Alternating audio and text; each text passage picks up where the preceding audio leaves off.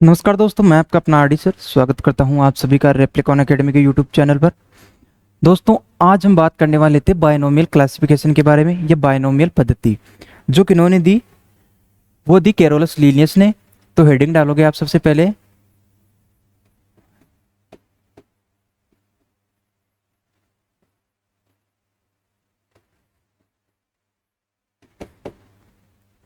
देखिए, बायनोमियल पद्धति जो है वो कैरोलस लीनियस ने दी और इसमें कुछ नियम्स हैं, कुछ बातें हैं जो आपको ध्यान रखनी है और उन्हीं के बेसिस पे किसी भी प्लांट या एनिमल का नोमेनक्लेचर किया जाता है। और ये जो नियम्स हैं वो आज की डेट में दो संस्थाएं हैं, international code of botanical nomenclature ICBN और ICZN international code of zoological nomenclature. ठीक है, एक तो हो गया आईसीबीएन, दूसरा है आईसीजेडएन। इसकी फुल फॉर्म हो गई international code of botanical nomenclature. दूसरा है अपने पास international code of zoological nomenclature. ये दोनों संस्थाएं हैं पूरे वर्ल्ड की जो किसी भी प्लांट या एनिमल के नोमेनक्लेचर के लिए इन नियमों का प्रतिपादन करती है या इनमें करेक्शन करती है। कुछ साल पहले एक बात करें मीटिंग हुई, उनमें कुछ नियमों में चेंजेस किए गए। उसी के बेसिस पे अपन कुछ नियम्स देखेंगे कि कौन कौन से नियम्स है जिसके बेसिस पे प्लांट या एनिमल का नोमेनक्लेचर किया जाएगा। ठीक है, तो स्टार्ट करते हैं अपन। सबसे पहला जो नियम है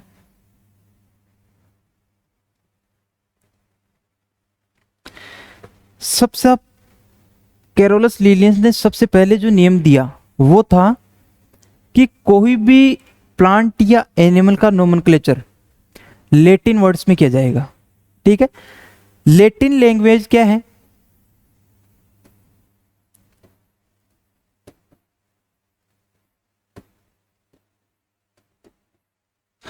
देखो, लैटिन भाषा उस टाइम कैरोलस लीनियस की स्टूडेंट लैंग्वेज थी।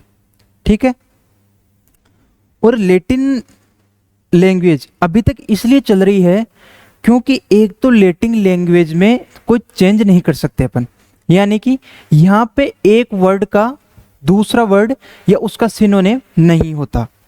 दूसरी बात हो गई कि उस टाइम कैरोलस लीनियस की जो स्टूडेंट लैंग्वेज थी वो थी लैटिन भाषा या लैटिन लैंग्वेज। एक तो ये हो गया। दूसरी है कि जो भी प्लांट या एनिमल्स है, ठीक है, उसका नाम दो शब्दों में किया जाएगा या उसका नामकरण दो शब्दों में किया जाएगा। पहला होगा उसके जीनस का और दूसरा होगा स्पीसीज का। ठीक है, पहला वर्ड होगा वो किसका होगा? जीनस का। दूसरा वर्ड होगा स्पीसीज का। ठीक है, जैसे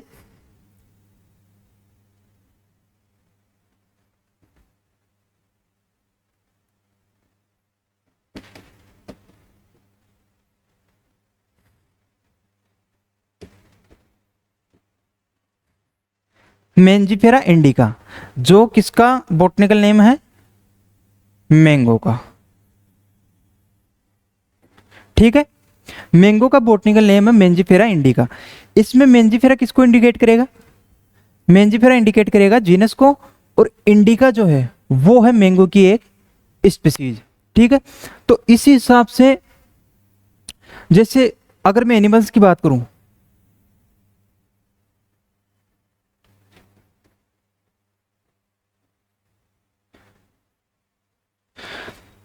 ये किसका हो गया? कोबरा का जूलॉजिकल नेम नाजा। नाजा उसका जीनस को इंडिकेट करता है और दूसरा जो नाजा है वो किसको इंडिकेट करेगा? स्पीसीज को। और नाजा इसको बोलेंगे अपन सिनोनिम। ठीक है, यानी कि स्पीसीज और जीनस दोनों का नेम अगर सेम हो तो उसको बोलेंगे अपन सिनोनिम। तो ये तो हो गए दो नियम अपने पास, ठीक है। तीसरा जो नियम है वो ये है कि जो लैटिन वर्ड्स अपन लिखते हैं उनको या तो इटैलिक से इंडिकेट करेंगे। देखो इटैलिक का मतलब क्या है, आपने देखा होगा, आपकी फीचर भी आता है फोन में कि अगर अपन लिख रहे हैं मेंजिफेरा इंडिका तो वो यूं लिखेंगे,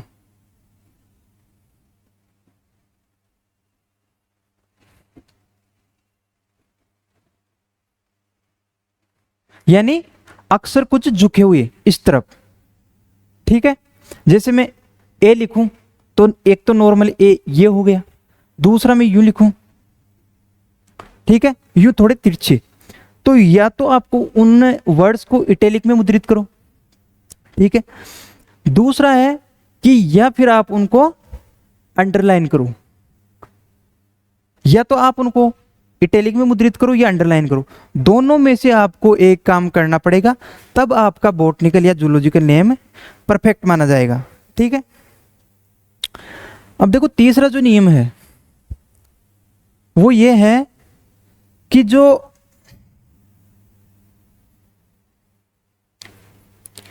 अपन ने अभी लिखा नाजा नाजा या मेंजिफेरा इंडिका, तो जो जीनस का फर्स्ट लेटर है वो कैपिटल अक्षर से या कैपिटल वर्ड से स्टार्ट होगा, ठीक है।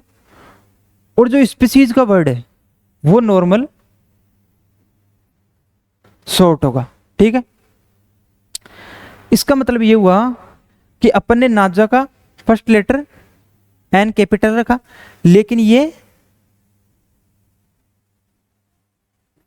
स्मॉल से स्टार्ट करना पड़ेगा, यानी जीनस का फर्स्ट वर्ड कैपिटल होगा जबकि स्पीसीज का स्मॉल होगा, ठीक है। ये था अगला नियम।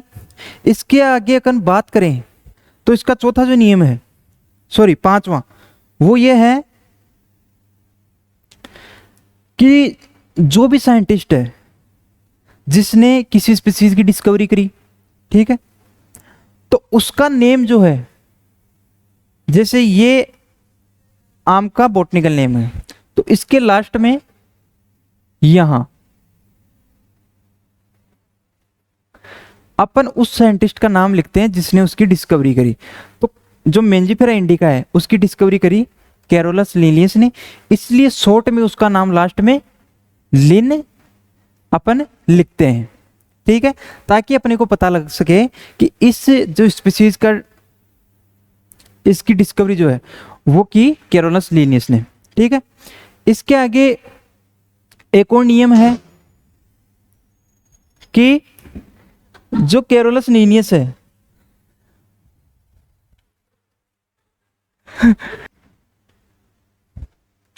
देखो कैरोलस लिनियस है, मान लो मेंजिफेरा इंडिका की डिस्कवरी किसने की, कैरोलस लिनियस ने। अब इसके बाद में नए साइंटिस्ट आते हैं जिन्होंने उसकी डिस्कवरी करी, ठीक है, या उसके बारे में डिटेल से बताया। और कैरोलस लिनियस एग्जाम्पल के तौर पे ये मान लो कि मेंजिफेरा इंडिका के बारे में उन्होंने ठीक से एक्सप्लेन नहीं किया, या हो सकता है इसको अच्छे तरीके से क्लासिफाइड नहीं कर पाए हो। उनके बाद में कोई नया साइंटिस्ट आएगा जिन्होंने इनको मेंजिफेरा इंडिका को डिटेल से उसका क्लासिफिकेशन किया, उसकी जानकारी देते हैं। तो उस साइंटिस्ट का नाम जो है वो लीनियस के आगे लिखा जाएगा और लीनियस को कोष्टक में बंद कर देते हैं अपन। ये कोष्टक इंडिकेट करता है कि इस साइंटिस्ट ने जो है इस पे काम किया, लेकिन इसको ठीक से उन्होंने आइडेंटिफाई नहीं किया या क्लासिफाई नहीं किया, और जो नए साइंटिस्ट है उसका नाम यहां पे लीनियस के आगे लिखा जाएगा, ठीक है। ये एक और नियम हो गया। इसके बाद में जो नियम है वो है कि ये जो वर्ड हैं, ठीक है, जैसे मेंजिफेरा इंडिका और लिन, ये तीनों मिलकर क्या काम करेंगे, इस पूरी लाइन को अपन बोलेंगे द्विपद, ठीक है। इस कंप्लीट जो मेंजिफेरा इंडिका लीन है, इसके पूरे नाम को अपन बोलेंगे, यानी कि जीनस, स्पीसीज और उसकी जो साइंटिस्ट है उन्होंने उसकी डिस्कवरी की, उसके तीनों को मिलाकर अपन एक कंप्लीट वर्ड बोलेंगे जिसका नाम है द्विपद। देखो, एक बहुत ही फेमस नियम है जिसके बारे में आप कभी एग्जाम देने जाओगे, नीट ले लो या बीएससी एमएससी जो थ्योरी टाइप एग्जाम है, उनमें भी उसको शॉर्ट में पूछते हैं। देखो, एक नियम है जिसको बोलते हैं प्राथमिकता का नियम। ठीक है, प्राथमिकता का नियम क्या है? लीनियस ने बताया कि जो साइंटिस्ट किसी प्लांट के बारे में अलग अलग नाम देते हैं, ठीक है, किसी ने क्या बताया, किसी ने क्या बताया, लेकिन जो सबसे पहले किसी स्पीशीज को डिस्कवर करेगा या उसके बारे में बताएगा या किसी स्पीशीज का जो नाम पहले देगा, उसको बोलेंगे अपन प्राथमिकता का नियम। यानी कि इसका मतलब समझना आप, मैंने सबसे पहले आम के बारे में बताया और मैंने उसका बॉटनिकल नेम रख दिया मेंजिफेरा इंडिका। ठीक है, तो मेंजिफेरा इंडिका जो मैंने नाम दिया है और मेरे बाद में कोई दूसरा साइंटिस्ट आएगा, उन्होंने आम का कोई दूसरा नाम रख दिया, तो यहां नियम काम करेगा कौन सा? प्राथमिकता का नियम। उस कंडीशन में क्या होगा कि या तो मेरा नाम हो कि मैंने आम का अलग नाम दिया है, दूसरे साइंटिस्ट ने किसी ने दूसरा नाम दिया है, तो यहाँ पे प्राथमिकता का नियम ये कहेगा कि जिसने सबसे पहले जो नाम दिया है वही मान्य होगा, जो दूसरा नाम देगा वो कभी भी मान्य नहीं होगा। इसी को बोलेंगे अपन प्राथमिकता का नियम। ठीक है, देखो अगला नियम जो है वो ये है, हालांकि ये नियम अब हटा दिया गया है, कि जो जीनस और स्पीसीज है उनमें 3 से लेकर 12 वर्ड्स की नंबर हो सकते हैं। इससे ज्यादा अगर वर्ड होता है, मिनिमम 3 मैक्सिमम 12, अगर 3 या 12 कम, 3 से कम या 12 से ज्यादा होता है तो उस कंडीशन में वो साइंटिफिक नेम मान्य नहीं होगा। ठीक है, और देखो एक और नियम है जो बहुत इंपॉर्टेंट है, एक एग्जाम्पल के थ्रू आपको उसको बताता हूं मैं। Hibiscus,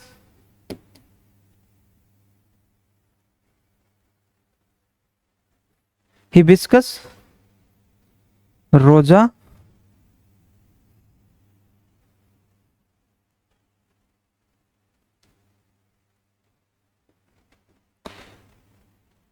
sinensis.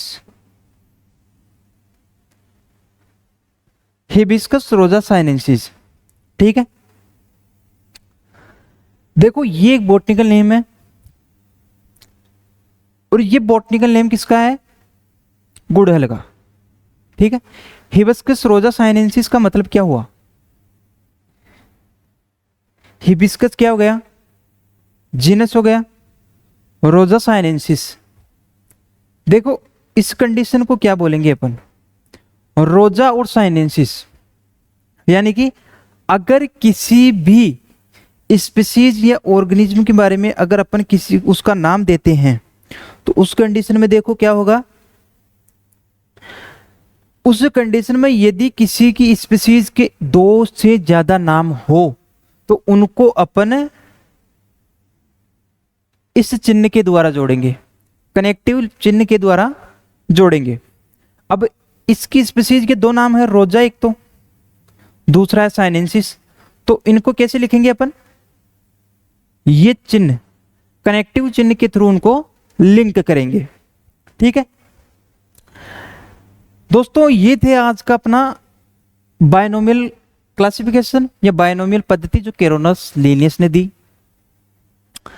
इसके बारे में जो भी नियम थे मैंने आपको डिटेल से बताए, और प्रेजेंट टाइम में यही नियम एग्जिस्ट करते हैं। कुछ नियम इनमें से हटाए भी गए हैं। ठीक है, कुछ जो पहले के टाइम जो भी स्पीसीज थी या किसी ने क्लासिफिकेशन दिया था या बहुत सी स्पीसीज को क्लासिफाइड किया था, उनके नोमेनक्लेचर में कुछ चेंजेस भी हुए हैं। लेकिन मैंने जो आपको अभी नियम बताए हैं वो प्रेजेंट टाइम में एग्जिस्ट करते हैं। कुछ नियम्स में चेंजमेंट किए गए थे, उनको आपको जानने की जरूरत नहीं है, वहां से क्वेश्चन भी नहीं पूछता कोई। लेकिन जो ये नियम बताए मैंने आपको, उनको आपको ध्यान में रखना है, और इसी के बेसिस पे अगर आपको नोमेनक्लेचर का अगर कोई क्वेश्चन आता है तो वो करेक्ट है या रॉन्ग, इसके बारे में बताना है। ठीक है, तो दोस्तों मिलते हैं कल एक नए वीडियो के साथ, तब तक के लिए नमस्कार।